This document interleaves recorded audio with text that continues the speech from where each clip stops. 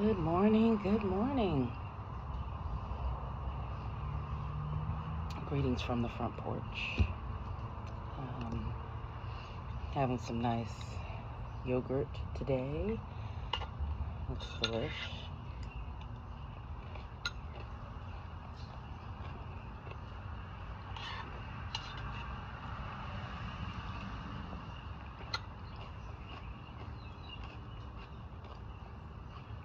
Just had a storm here earlier. So it's a little muggy this morning here on the front porch. Which muggy is great for the hair. It'll just do whatever it wants to do anyway. I recently facilitated a workshop this week, this month. And so it was all about like resetting in real time, which is cool. And, I'll maybe do another series about that. But one of the things we talked about is stress versus burnout. And for me, I think stress is just a part of everyday life. It's something that's a lot of times without our control.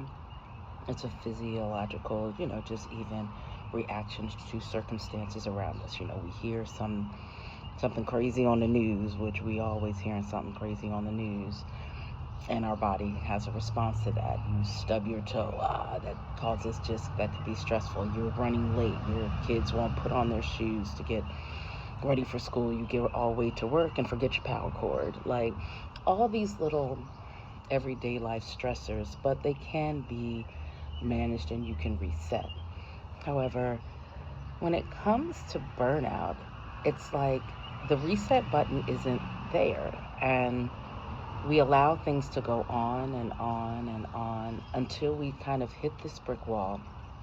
And we talked a lot about what burnout looks like, because it's kind of different for everyone. So maybe burnout for some people is just like they're lethargic, or where bed rot kind of goes into, could be days, weeks, some people a month.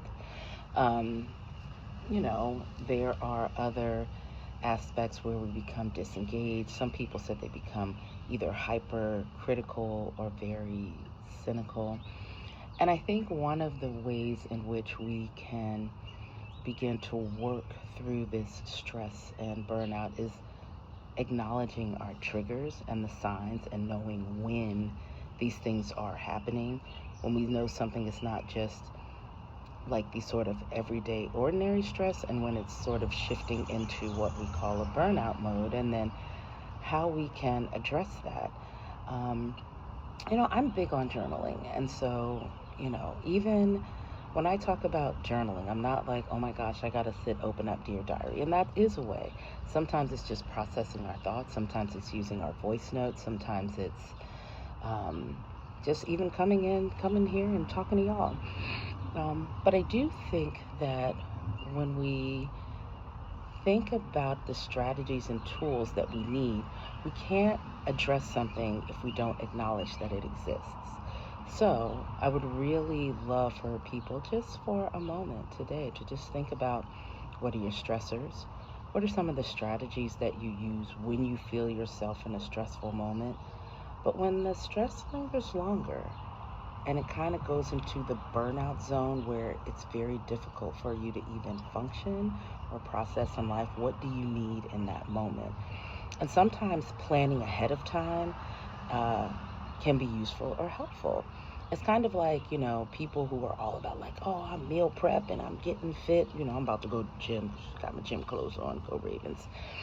But sometimes it's even just about knowing the tools and strategies you have in your toolbox. So when you recognize it and see it, you can do something about it. Like if you're a bed rot person, a day is fine. But if you're 3, 4, 5 days, maybe you need to reach out to a friend. Maybe you need to call your therapist. When you find yourself being like overly reactive to maybe small things. I know one of the things I shared with the group, it was hilarious. Like, I have 2 kids. And so when you're in the refrigerator and there's like maybe 2 teaspoons of salsa, but somebody left it in there. What the hell are you gonna do with 2 teaspoons of salsa?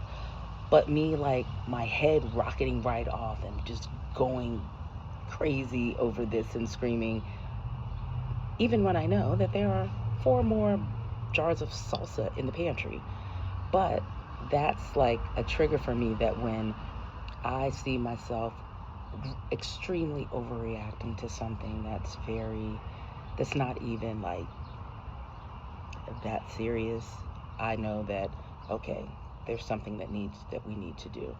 And funny part, another just sign for me, sometimes I'm in super work mode. I have a full-time gig. I'm growing my Career Life Harmony platform. I have 2 kids to manage. I'm on boards. I do volunteer work.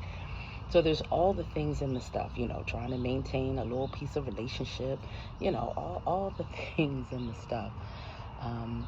But I have to notice that. And when I even notice on my vacation time at my regular job that says, you're not going to accrue any more leave. And I'm like, dang, I haven't really taken, time off. So usually I like to take at least a full week or 2 solid weeks off. I have generous leave, but sometimes you just get in a work zone, but then you start feeling kind of like those burnout moments and those triggers. So just wanted to come on here and talk a little bit about stress versus burnout, and, check in, see where you are, create your strategy plan for it. Because again, if you don't recognize it, if you don't see it, how can you kind of create a pause and do a reset, and then you can return to things. And that was sort of the theme. When you pause, you can just pause and say, okay, this is happening. Then that's where those strategies come in. Okay, now I can just reset, and here's what I need for my reset, whether that's therapy or rest or, exercise or, a hug, or I don't know, whatever it is that you need. And then your plan to return back with being renewed, refreshed, or even just a different perspective. So this is what I wanted to share with you on my porch talk today. Like, subscribe, follow if you like the content. Drop something down in the chat, maybe something that you use to combat stress, or when your burnout moment trigger. Maybe that's something that you can share and others can benefit.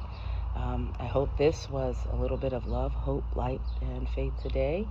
Enjoy your journey. Remember, pause, reset, then return. Peace and blessings.